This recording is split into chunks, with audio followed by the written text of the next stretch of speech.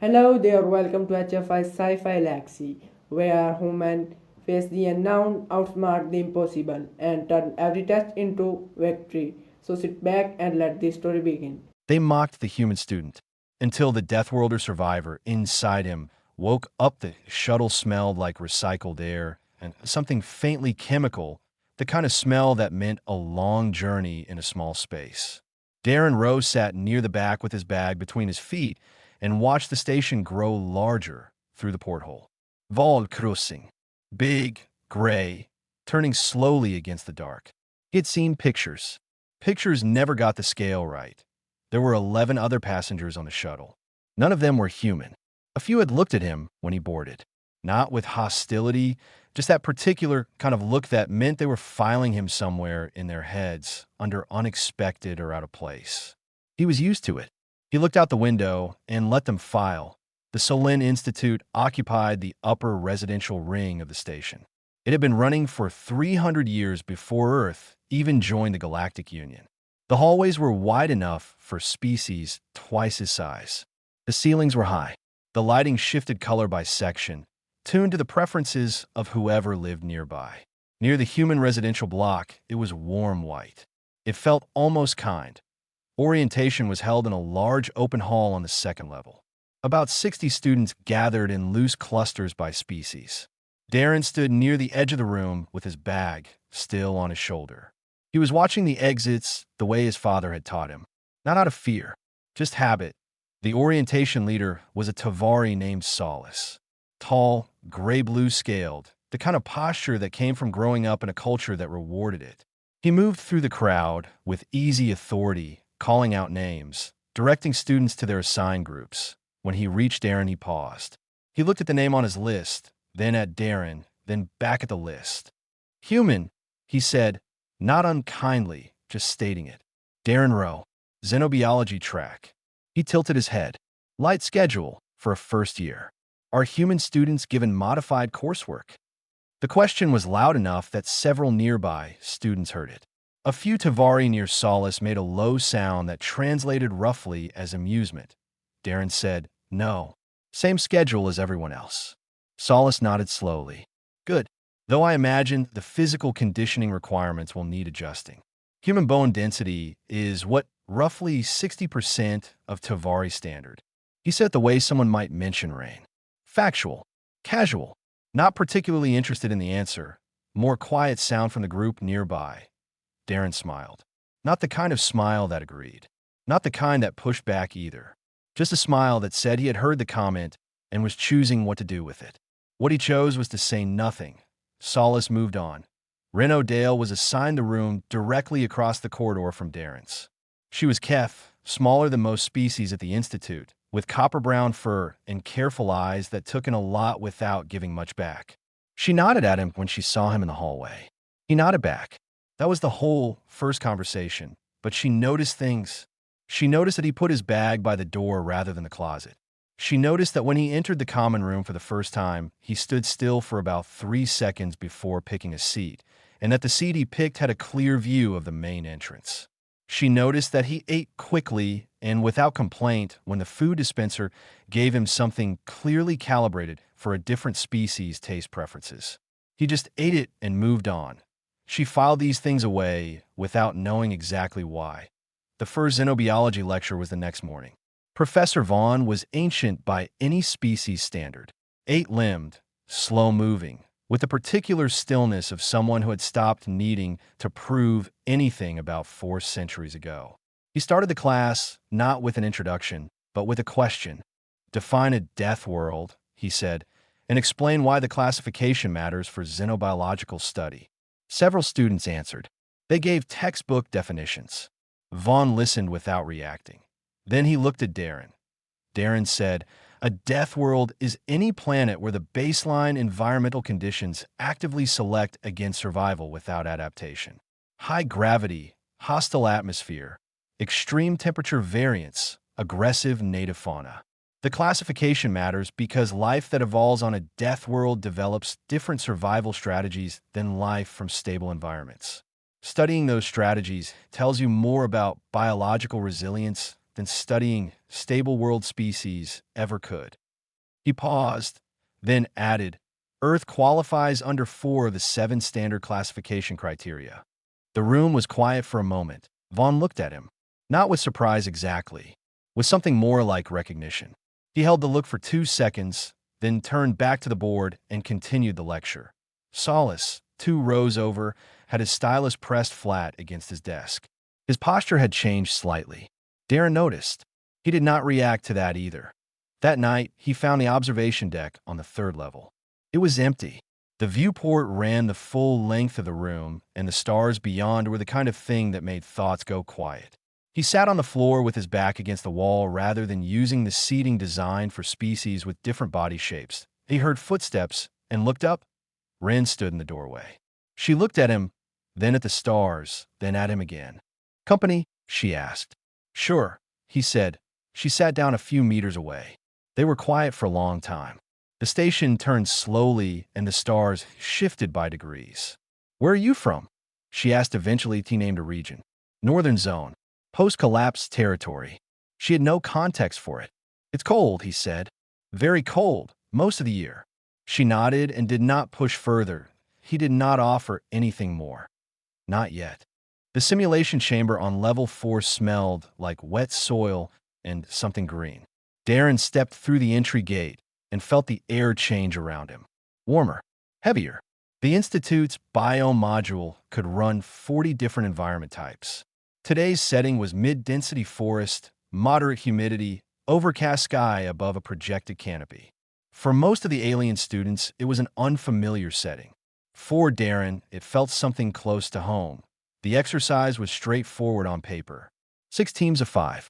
Navigate from the entry point to the extraction marker on the far side of the biome using only provided tools and team coordination. Designed to test resource planning and group decision-making. Moderate difficulty rating for mixed species groups. Darren's team was himself, Solace, Ren, a tall, quiet, dressy second-year named Finn, and a small avian student called Ress who communicated mostly in short, precise sentences. Solace looked at the team roster and immediately said he would lead. Nobody argued. Darren stepped to the back of the group and started looking at the trees. Solace had a plan within 2 minutes. He was not bad at this, Darren noted. He had confidence and he could organize people. He just had no idea what he was looking at. He chose a path that looked clear and direct.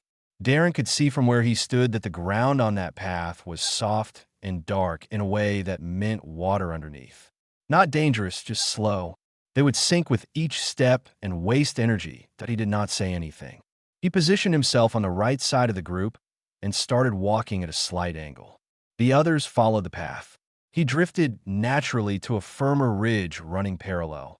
And since he was at the edge of the group, it was easy for the others to drift with him without noticing they had changed course. Within 50 meters, they were on better ground, Ren noticed. She looked at him. He looked straight ahead. They found the first waypoint without trouble. Ress located water nearby using the toolkit. Finn calculated their pace against the time limit and said they were on track. Solace was pleased with the progress and said so. Darren checked the sky projection. The light was shifting. He had seen that kind of shift before, back home, in the hour before weather came in hard. He said, "Weather event incoming." Probably within the hour. Solace looked at the sky. The module runs standard conditions. The brief did not mention weather variables. Darren said, "The brief said moderate difficulty. Weather is a standard moderate variable." Solace decided they would push for the extraction point before anything changed. That was not a bad call. It just did not account for how fast a simulated storm could move. 40 minutes later, the sky went dark and the temperature dropped by 8 degrees in under 10 minutes. Rain came in sideways. Ress immediately had trouble with visibility. Finn slowed. The path they had been following turned to running water. Solace stopped and looked at his map tool. The signal was disrupted by the weather simulation. He looked at the trees. He looked at Darren. Darren had already found the spot. A natural lean of 3 large trunks close together, enough overhead coverage to work with. He did not make an announcement. He just walked to it and started pulling branches. Ren followed immediately. Ress watched Darren's hands for 2 seconds and then started helping without being asked. Fen followed. Solace came last. The shelter was simple. Angled material over a frame of branches, weighted at the base. It was not beautiful. It kept the rain out. Darren checked the team supply packs and divided the food without drama, giving slightly more to Ress, whose body temperature ran higher and would burn more in the cold. Nobody asked him how he knew that. He had read the xenobiology files on avian species the week before. The night passed. The storm did not stop. Solace sat near the entrance and stared at the weather with the expression of someone revising their opinion about something. Ren sat near the back and watched Darren do a quiet perimeter check before settling. He moved around the shelter once, tested 2 of the branch anchors, adjusted one, then sat down and closed his eyes. "Are you sleeping?" Ren asked. "Just resting," he said. "I'll take the first watch." She said, "Watch for what?" "It is a simulation." He said, "Habit." She was quiet for a moment. Then, "Your father taught you this?" "Most of it." "What did he do?" Darren thought about it. "He kept people alive," he said, "in bad conditions. He was good at it." She wanted to ask more. She could see that he would not give more. "Not tonight." Solace, without turning around, said quietly, "You changed our path back at the start." "I did not give that direction." Darren said. The ground was soft. Solace said nothing for a long time. Then, "I did not see that." "Different training," Darren said.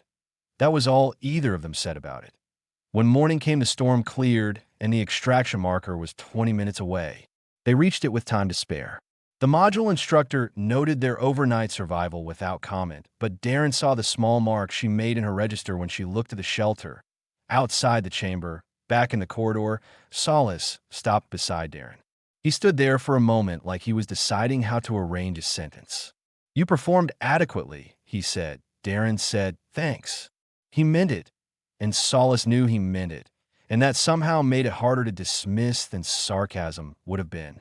Ren found on a Wednesday, between classes, when she had an hour with nothing in it and a habit of filling empty time with research. She had been looking for general background on human settlement history, something to put Darren's mention of the Northern Zone in context. She found the regional archive files without much trouble. Then she found the collapse records. Then she sat very still for a long time. The collapse of the northern grid had started with an infrastructure failure that cascaded through 3 connected systems over the course of 11 days. Power, food distribution, communication. In winter, in one of the coldest inhabited zones on the planet.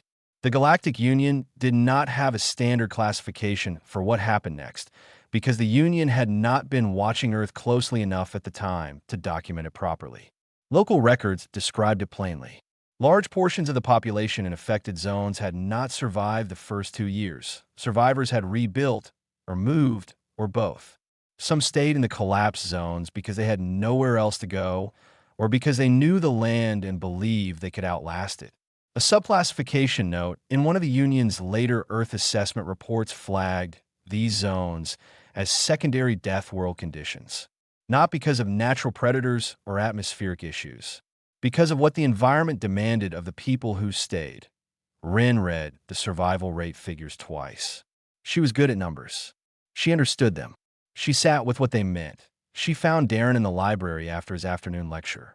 He was at a corner table with a xenobiology text open and a cup of something from the commissary that had clearly gone cold. He looked up when she sat down. She said, "I read about the collapse zone." He looked at her for a moment, reading what was in her face. "Okay," he said. "You grew up there." "Yes." "After the collapse." "I was 3 when it started," he said. "I don't remember before it." She did not know exactly what she had expected him to say. Something heavier. Maybe. He said it the same way he said most things. Steady, plain, not asking her to feel a particular way about it. "How?" she asked. It was a simple word, but he understood the whole question inside it. "My father knew how to live outside," he said. He had been training people for years before it happened. Wilderness survival, emergency response. When the grid failed, he already had the knowledge. He just had to use it for real. He picked up his cold cup, considered it, set it down. We were not alone. There were others. You build a group or you don't make it. He was good at building groups. getting people to work together, share what they had, not panic. He paused. The not panicking part was the hardest. Were you afraid? She asked. He thought about it honestly. I was a child. I didn't know enough to understand all of it. Later, I understood more, and yes, some of it was frightening. But by the time I understood the danger, I also knew what to do about it. That makes it different. Rin looked at her hands. At orientation, she said, when Solace made that remark. About bone density. I made a sound. One of those sounds. I know, he said. I am sorry. He looked at her directly. I forgave you before you asked. I could see you were just following the room. That is a normal thing to do. She was quiet for a moment. That is a very calm response to being laughed at. He said, it takes more energy to stay angry at people who don't know better than to just wait for them to learn. She stored that sentence somewhere important. Later that afternoon, there was a guest lecture in the main hall. A union crisis coordinator, gray-suited, efficient, presenting on disaster response protocols in multi-species station environments. He moved through his material with the confidence of someone who had given the same talk 100 times. Near the end, he mentioned, briefly, that human instinct responses in high-stress scenarios were currently classified as unpredictable due to emotional volatility. He said it without emphasis. The way people say things they believe are simply true. A minor note in a larger presentation, Darren did not move. He was sitting 3 rows in front of Ren. She was watching the back of his head. He did not shift, did not tighten, did not make any visible response at all. His pen continued moving across his notes at the same pace. She thought about what that cost. To sit still inside someone else's wrong idea about you. To do it every day and just keep moving. After the lecture in the corridor, Professor Vaughn passed Aaron without slowing down. But as he passed, he said, quietly, in the dressy manner that came out as barely above breath, the Union's data on humans is 40 years old. A pause, and mostly wrong. He did not stop walking. Darren stood in the corridor and watched the old professor's 8-limbed form move away through the crowd. Then he picked up his bag and headed to his next class that he did not smile. But something in him settled, slightly, like a stone finding the bottom of still water. It started with a sound, not an alarm. Not at first. Just a low structural groan from somewhere below the floor of the Applied Sciences corridor, the kind of sound a station makes when something that should be holding pressure is no longer doing so. Darren heard it from 30 meters away and stopped walking. 0.3 seconds later, the first alarm came. The automated announcement told everyone to move to designated shelter points. Lockdown protocol. Atmospheric breach in subsection 7C, lower connecting corridor between Applied Sciences and the residential ring. Students and staff in the surrounding areas began moving fast, some running, most following the lit floor guides toward the shelter stations. Darren moved to the nearest wall panel.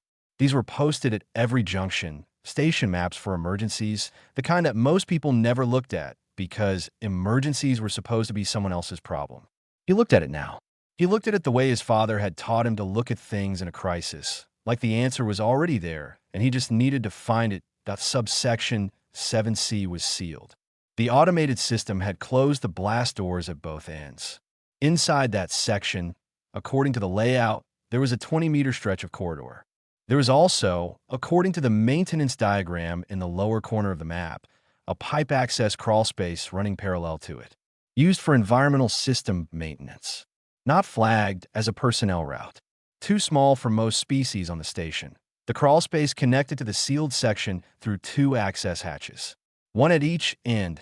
He checked the width notation. 40 centimeters. Tight, but workable. He heard Ren behind him. She had been walking with him when the alarm sounded. He said, "Who is in 7C?" She pulled her communicator. The emergency channel was already listing trapped individuals. Vaughn. 3 students, including Solace. 2 others he did not know. He looked at the map again. The pressure in 7C was dropping. The secondary fault was an electrical issue causing heat buildup. At the current rate, the dressy physiology notes from his xenobiology reading put Vaughn at serious risk inside 12 minutes. Dressy respiratory systems were sensitive to both low pressure and elevated temperature. The younger students would be burning through oxygen faster as their stress responses kicked in 0.12 minutes. The emergency response teams were logged as 6 minutes away. That was not the same as 12 minutes of safe conditions for Vaughn. He told Ren where the crawlspace entrance was and what it connected to. She said, "You are not a response team." He said no. He picked up his bag, took out the small tool set he carried as a matter of habit, and started moving. She did not try to stop him. She opened her communicator and started talking to the emergency channel, giving his name, his location, his intended route. He heard her behind him, relaying information in a clear, quick voice. Good, he thought. That was the right thing to do. The crawlspace access panel was behind a utility door near the floor. He got open in 40 seconds. Inside it was dark and warm and smelled like metal and old air. He turned on the small light from his toolkit, clipped it to his collar, and went in. He moved on hands and knees, fast but controlled. The space was exactly as tight as the map had said. The pressure differential was already noticeable, a dull ache building in his ears. He breathed steadily, slow, full breaths. His father's voice somewhere in his memory, calm and instructional. Regulate your breathing first. Everything else follows from that. The first hatch was on his left. He passed it. He needed the second one, the one that opened into the middle of the corridor, where Vaughn would most likely be sitting to conserve energy. He found it. A wheel lock, stiff from disuse. He applied even pressure and felt it give, degree by degree, until the seal broke and the hatch swung inward. The heat from the corridor hit him immediately. The light was orange-tinted from the electrical fault further down. He dropped through the hatch and stood up. Vaughn was exactly where he had estimated. Sitting against the wall, 8 limbs folded, conserving air. His eyes were open and clear. Near him, 2 younger students pressed together near the wall, frightened alive. One of them made a sound when Darren appeared. Solace was standing in the middle of the corridor, trying hard to look in control, not quite managing it. When he saw Darren come through a hatch in the wall, he went very still. Darren said, "Hello. We have about 9 minutes. Follow me and do exactly what I say." Darren looked at the group once, quickly, the way his father had taught him to assess people in a difficult moment, checking not for fear but for function. Who was breathing? Who was listening? Who was going to need to be guided step by step? The 2 younger students were frightened but present. They were watching him, and that was enough. Finn, one of the students he recognized from class, was holding her breath without knowing it. He told her to breathe out slowly. She did. Her eyes cleared. Vaughn was already prepared to move. 8-limbed, but deliberate. He would need the most time in the crawl space, but he would not waste any of it. Darren had read enough about Dressy to know they did not panic. They just slowed down, which in this situation was its own problem. Solace was the variable. He was standing with his hands open at his sides, jaw set, trying to run his composure on empty. He was doing better than most would, but the heat was getting to him and the low pressure was affecting his balance. Darren could see it in the way he was holding his weight, that he said, "Smallest person first through the hatch. Then Vaughn. Then Fenn. Then you." He pointed at the other student. Then Solace. "I go last," Solace said. "That is not. It is the order," Darren said. Not aggressive, just settled, like it had already been decided, and time was the only thing left to spend. The first student, a small Kath he did not know by name, went through quickly and well. Natural instinct, low center of gravity, moved like water through the space. Good. Vaughn went next. Darren guided his front limbs to the handholds and talked him through the angle. The professor moved slowly, but without a single wasted motion. Efficient the way very old things are efficient. Darren kept a hand near his back without touching until he was fully inside, then watched until the small light from the crawl space showed him moving. Finn and the other student went through in sequence. He talked each of them through it calmly. Keep moving, don't stop, use your elbows, breathe through your nose. The space gets wider 3 meters in. Keep going. IT did not get wider. He had set it to give them something to look forward to. It worked. Solace was last. He stood at the hatch and looked at the opening. It was not designed for Tavari proportions. It was going to be unpleasant.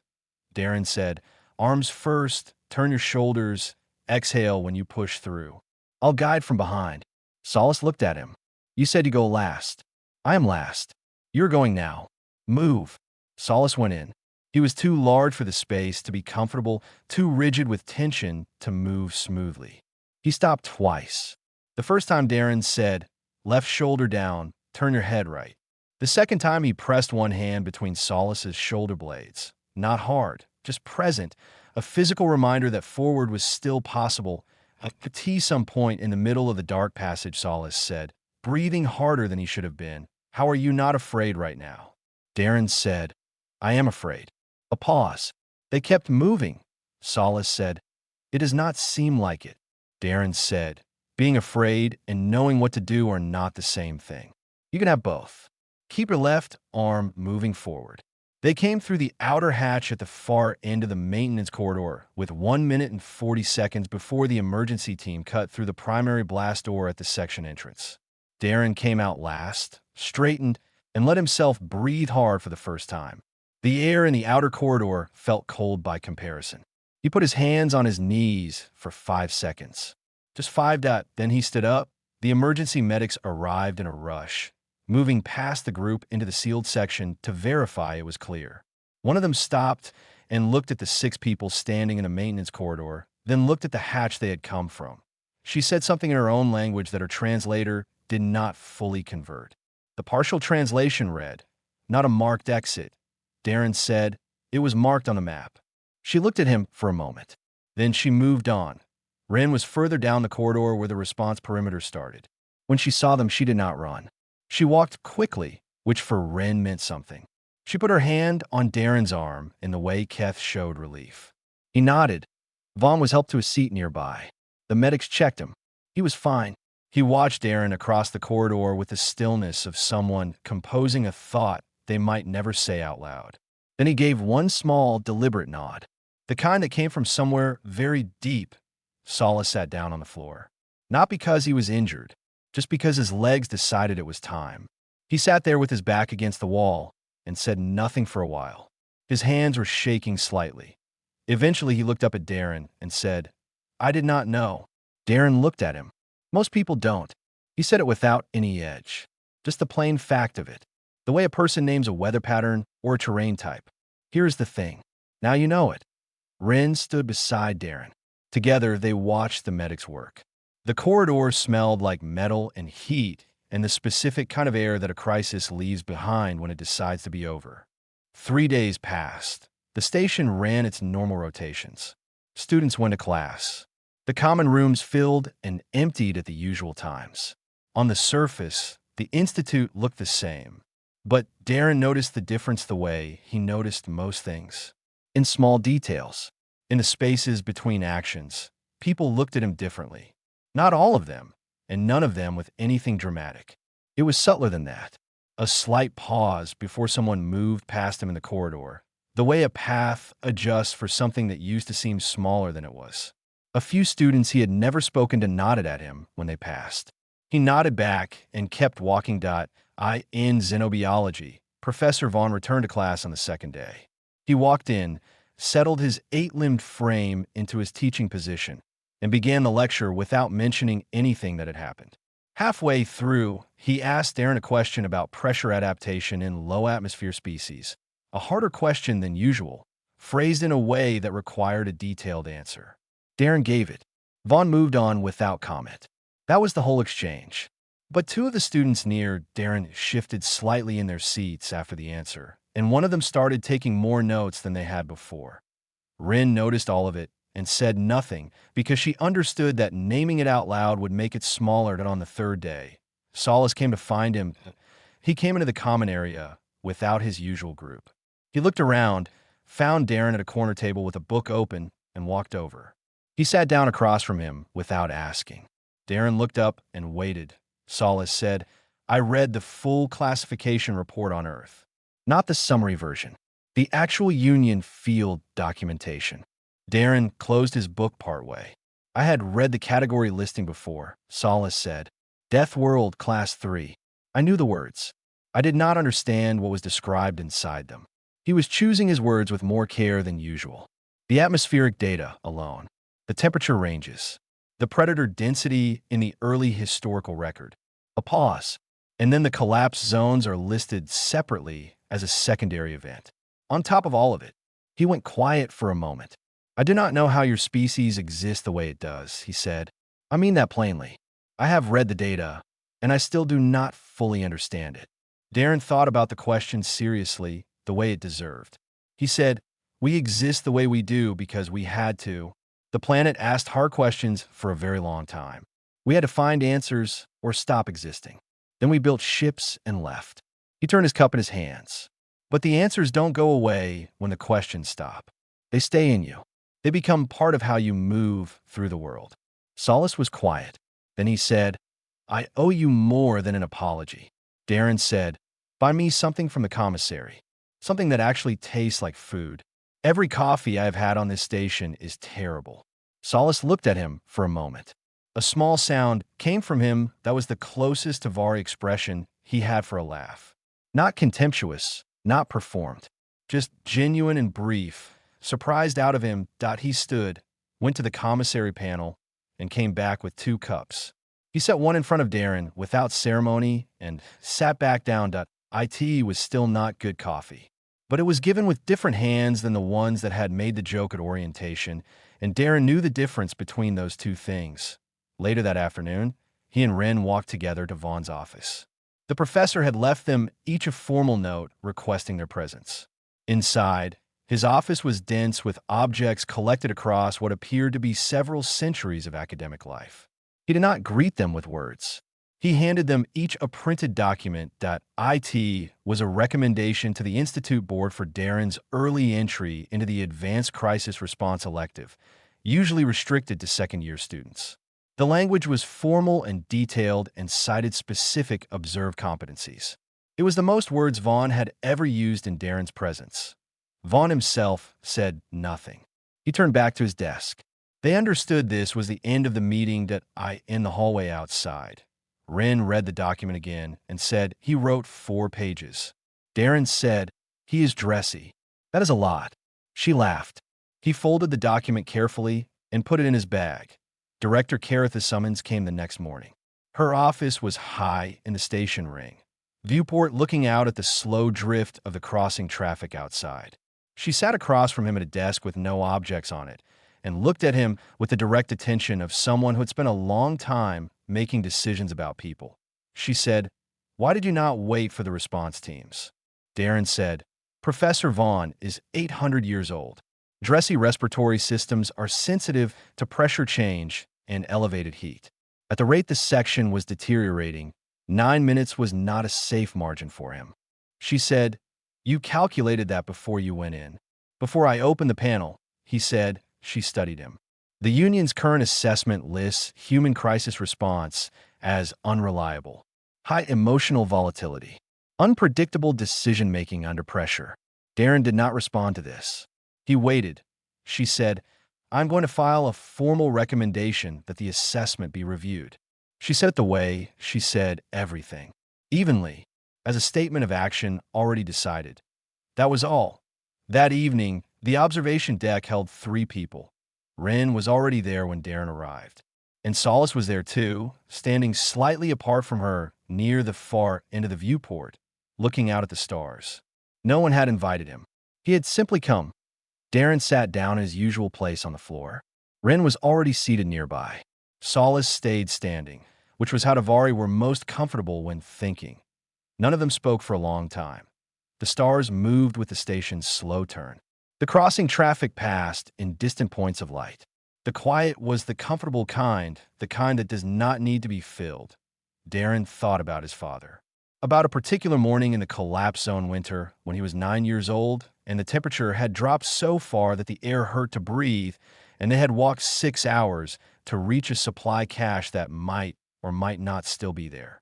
He thought about how his father had moved through that cold with the same expression he wore when conditions were good. Not pretending the cold was not there, just not letting it make the decisions. The cache had been there. He thought about how far that morning was from this room. How many different kinds of cold and dark he had walked through between those 2 points. How none of it had left him.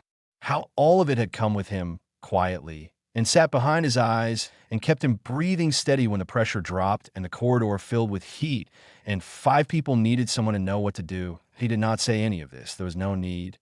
The stars are the same stars from any window, from any world, from any stretch of cold, dark ground where someone had once looked up and decided to keep going. That he sat with that and let it be enough.